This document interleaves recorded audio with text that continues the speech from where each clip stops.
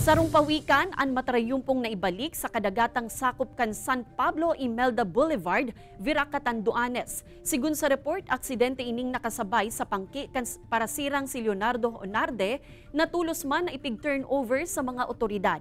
Ang nasambitan ng pawikan sarong Olive Ridley Sea Turtle na nasa 50 cm ang lapad, 54 cm ang laba asin nasa 8 kilo ang gabat.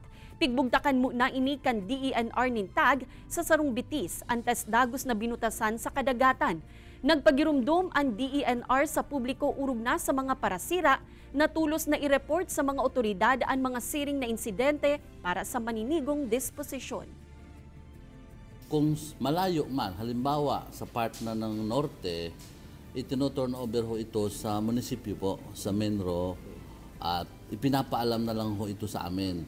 Pwede naman po itong i-release na direkta ng municipal mayor with DNR representative o kaya ng Menro kasi hindi po natin pwedeng patagalin na hindi ito i-release sa dagat.